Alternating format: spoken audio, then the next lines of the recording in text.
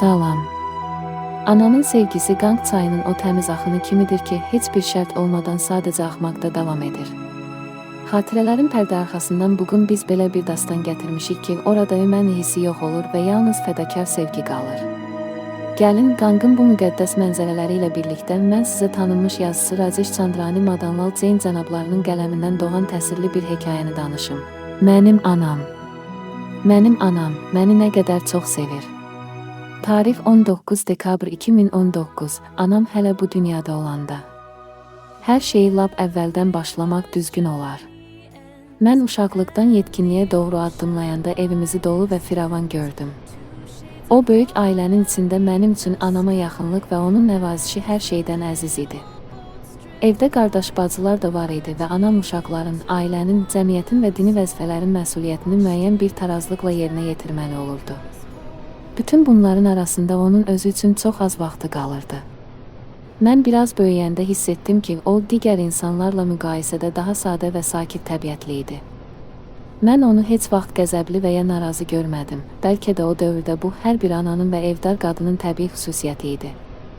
Zaman keçdikcə mənim anlayışım daha da aydınlaşanda mən onda elə bir xüsusiyyət gördüm ki, onu qohum-əqraba arasında heç kimdə görməmişdim. Bu, onun şərtsiz həyat tərzi idi. O, ailənin, qonşuların və cəmiyyətin hər bir şərtini qəbul edirdi, lakin başqaları üçün onun özünün heç bir şərti yox idi. Bugün mən dünyanı görüb tanıyanda anlayıram ki, belə bir fədakarlıq və təmənnasızlıq çox nadir hallarda rast gəlinir. Öz varlığını başqalarının varlığında tamamilə əritmək asan bir iş deyil. O da yalnız bəzi anlar üçün yox, bütün ömür boyu. Həqiqətən də o, insan istisnası adlandırıla biləcək o xüsusi şəxslərdən biri idi. Onun bu bitməz sadəliyi və şərtsiz həyatında mən bəzən bəzi xoş istisna anlar da görmüşdüm. Lalitpur onun doğma yurdudur. Atası və böyük qardaşının varlığı onun cəmi 8 yaşına qədər sürmüşdü. Sonra nənəm və anamın güzəranı xalamızın ailəsi ilə birlikdə keçdi. Uşaqlıqda biz orada nənə, xala və xalamın yoldaşı ilə görüşəndə anama bu tərbiyənin haradan gəldiyini anlayırdıq. Lalitpurda olanda anamın səsində və davranışında bir haqq və hissi özünü büruzə verirdi. Orada bugün də bizim qohumlarımızın ailəsi yaşayır ki, onlar düşüncə cəhətdən çox ucadırlar. Onlar anama həmişə qəlbən hörmət və sevgi göstərdilər.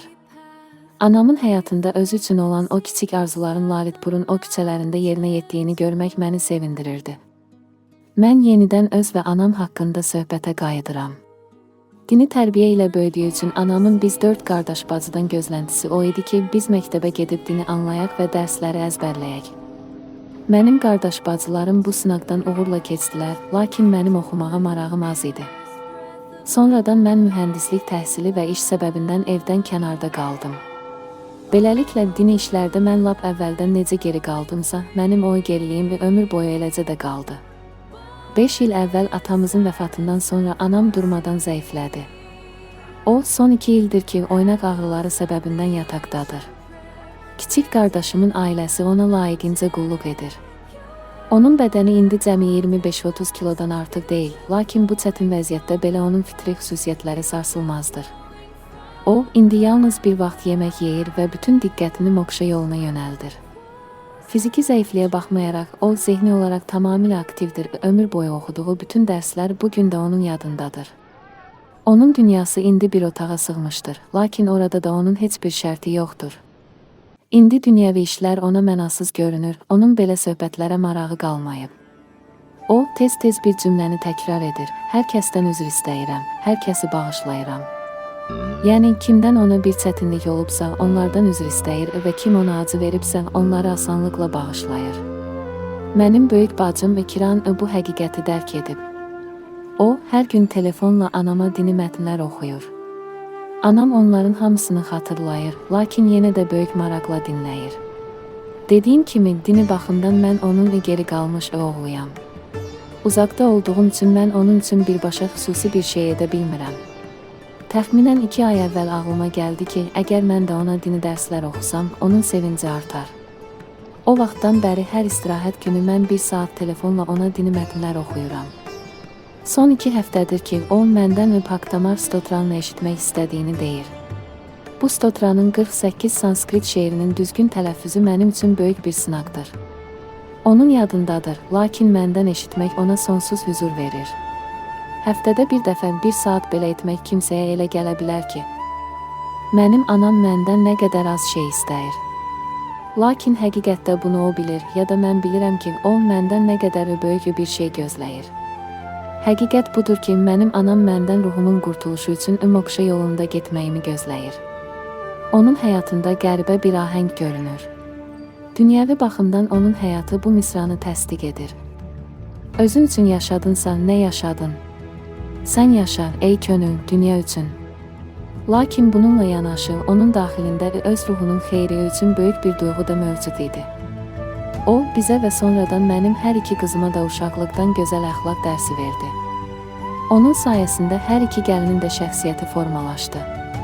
O, bütün nəvələri üçün bir ilham mənbəyi oldu. O, həmişə deyir, pislikdən danışmaq da pisliyi yayır. Buna görə də pisliyi zikr etməyib, yalnız yaxşılıq haqqında danışmaqla pisliyi yox etmək olar. Bu mənada mənim böyük bacım Kiran ananın xasiyyətini xatırlayaraq təsirli sözlərlə deyir. Anam, başqalarının işlərindən həmişə uzaq durdu və bizə də öyrətdi ki, sənin mənim söhbətində heç bir fayda yoxdur. Bu tərbiyə bizim üçün o qiymətli xəzinədir ki, cəmiyyətdə hörmət qazanırıq. Biz insanları birləşdirməyə inanırıq və heç vaxt kimisə arasında düşmənçilik səbəbi olmuruq. Anam bizə dünyəvi təhsillə yanaşı dini tərbiyəni ona görə verdi ki, biz öz ruhumuzu saflaşdırıb doğum və ölüm acılarından azad ola bilək. Tarix 26 aprel 2022. Onun öz övladlarından maddi olaraq heç bir gözləntisi yox idi. O, yalnız bizim dinə maraq göstərməyimizi və həqiqət elmini öyrənməyimizi istəyirdi. Onun bu bağlılığı bütün canlıların rifahı üçün çalışan müqəddəslərin şəfqəti kimi idi. 26 aprel 2020-ci ildə anamın vəfatından sonra koronanın çətin vaxtı idi. Məbədlər bağlı idi. O vaxtdan bəri biz WhatsApp zəngi vasitəsilə hər gün kollektiv dini dərs ənənəsini yaratmışıq. Bu 1 saatlıq dərsi biz öz qurtuluşumuz üçün deyil, anamın bizim üçün arzuladığı o son istəyinə həsr edirik. Bu ardıcıllığın davamlılığı böyük bacım Kiran, kiç bacım Şoba və həyat yoldaşım Rasna tərəfindən təmin edilir. Bugün anamın xatirəsini yad edərək bu təqdimatı yenidən paylaşıram. Bayaqdan Rajesh cənablarının öz anası, Chandrani Jainə olan o ehtiram dolu sözlərini dinləyirdiniz. Ananın o haqq hissi və son anında belə övladları üçün o müqəddəs arzusu, valideynlərin həqiqi sevgisi bizim ruhumuzun inkişafındadır. Bugün anam cismən aramızda deyil, lakin müəllif və onun ailəsi tərəfindən icra olunan kollektiv dərs anamın o son istəyini yaşadır. Yaxşılığı seçmək anaya olan ən böyük ehtiramdır. Bugün bunu paylaşarkən ürəyim ağrıyır ki, Rajesh cənablarının kiçik bacısı Şoba xanım da 5 yanvar 2026-cı ildə anamın yolu ilə sonsuz bir səfərə çıxmışdır. Belə mehriban bir ananın o qızına da dərin ehtiramımızı bildiririk. Bugünlük bu qədər. Fikirlərinizi bizimlə bölüşməyi unutmayın. Təşəkkür edirəm.